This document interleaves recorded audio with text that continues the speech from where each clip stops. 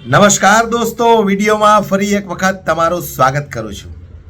હવે તો ગુજરાતના ગૃહમંત્રી હર્ષ સંઘવીએ પણ માનવું પડે કે ગુજરાતની અંદર તો ઠીક, પણ જે શહેરની અંદર ગુજરાતના ગૃહમંત્રી હર્ષ સંઘવી વસવાટ કરે છે એ જ સુરત શહેરની અંદર ખાસ કરીને વરાછા વિસ્તારની અંદર ચરસ, દારૂ, ડ્રગ્સ, ગાંજા, અફીણ જેવા નશીલા પદાર્થો મળે છે।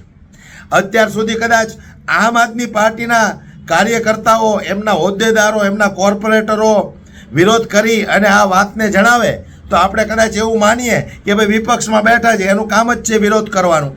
અથવા કોઈ કોંગ્રેસના નેતાઓ જણાવે કે ભાઈ આ જગ્યામાં દારૂ બેફામ મળે છે, ડ્રગ્સનું બેફામ વેચાણ થાય છે, તો આપણે એ પણ માની શકીએ કે ભાઈ કોંગ્રેસવાળા, આપવાળા વિરોધ પક્ષમાં છે એટલે બિચારી ભાજપનો વિરોધ કરે છે।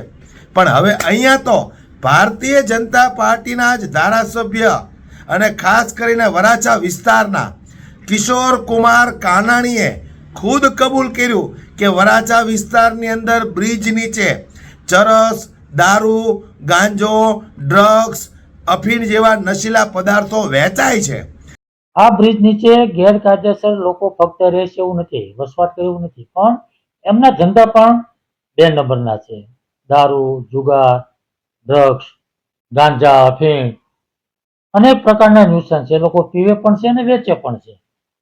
તો હવે ક્યાં છે આ સિંઘમ? હું પૂછવા માંગુ છું કે આ સિંઘમ ક્યાં છે? આવો મેદાનમાં, એક વખત ખબર પડે કે તમારા જ ભારતીય જનતા પાર્ટીના નેતાઓ તમારા આ સિસ્ટમની પોલ ખોલી રહ્યા છે। એટલે હું દરેક ગુજરાતની જનતાને કહેવા માગું છું કે જાગૃત બની જજો। આવનારી તમારા બાળકોની જે પેઢીઓ છે એ બરબાદ ન થઈ જાય એ માટે આ ભારતીય જનતા પાર્ટીને ગુજરાતમાંથી કાઢો। કારણ કે ભારતીય જનતા પાર્ટીના નેતાઓ જ કબૂલ કરે છે કે ભાઈ અમારા વિસ્તારની અંદર દારૂ, ચરસ, ડ્રગ્સ, અફીણ આ બધા નશીલા પદાર્થો બેફામ વેચાય છે। તો હવે કોની વાત છે તમારે? હવે કોની વાત છે? આ 2027માં કમળને ઉખાડીને ફેંકી દેવું છે કે પછી આવનારી તમારી પેઢીઓને બરબાદ થવા માટે આ કમળનું બટન દબાવવું છે?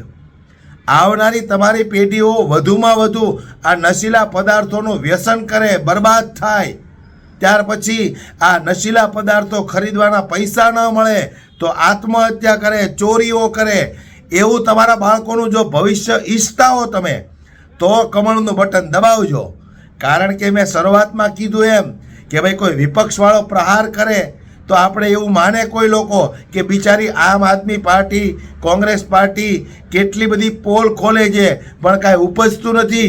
આ વાત કદાચ ખોટી પણ હોય, બિચારી ભાજપને બદનામ કરે છે, પણ અહીંયા તો ભાજપના નેતાઓ જ ખુલ્લેઆમ કહે છે કે ભાઈ દારૂ, ચરસ, ડ્રગ્સ, અફીણ, ગાંજાઓ બેફામ વેચાય છે। તો હવે હું જનતાને કહેવા માગું છું કે જો તમારી અંદર મગજ હોય તો વિચાર કરજો। તમારી આવનારી પેઢીઓને જો તમે સારું ભવિષ્ય દેવા માગતા હોય તો આ કમળને ઉખાડીને ફેંકી દેજો। નહીતર એ પણ 100% સત્ય છે કે આવનારી પેઢીઓ તમારી કંઈક ને કંઈક આ નશીલા પદાર્થોના રવાડે ચડશે અને 100% ચડશે। વિચાર તમારે કરવાનો છે। હું તો દરેક ગુજરાતની જાગૃત જનતાને કહું છું, જે લોકોએ ભાજપના અંધભક્તિના ચશ્મા પહેર્યા છે એને કોઈ ફરક પડવાનો નથી, પણ જાગૃત તમારે બનવાનું છે। અને હવે તમારા માટે નહીં, તમારી આવનારી પેઢીઓ માટે, તમારા ઘરની મહિલાઓ માટે તમારે જાગૃત થવું જ પડશે। કારણ કે હવે તો ભાજપના નેતાઓ થાક્યા છે। એ કબૂલ કરે છે કે અમારા વિસ્તારમાં દારૂ મળે, ડ્રગ્સ મળે, ચરસ મળે, ગાંજા મળે, બધા 2 નંબરના ધંધાઓ થાય છે। તો હવે કોની વાટે છો? કોની વાટે છો તમે જાગૃત થવા માટે? ભૂલો આ કમળનું બટન અને એક એવી સરકાર બનાવો કે જે આ સિસ્ટમની અંદર જેટલા 2 નંબરના ધંધાઓ ચાલે છે એ 2 નંબરના ધંધાઓ બંધ કરાવે, તમારા બાળકોને સારું ભવિષ્ય અને સારું શિક્ષણ આપે, તમારા બાળકોના સારા શિક્ષણની કોઈને ચિંતા હોય એવી સરકાર બનાવો। આ અભણ અંગૂઠા છાપની સરકારને હવે ગુજરાતમાંથી કાઢવાનો સમય મળ્યો છે. પણ જો આ તક તમે ચૂકી ગયા તો સમજી લેજો, મેં કીધું એમ તમારા બાળકોના ભવિષ્ય ખરાબ થતા કોઈ નહીં અટકાવી શકે.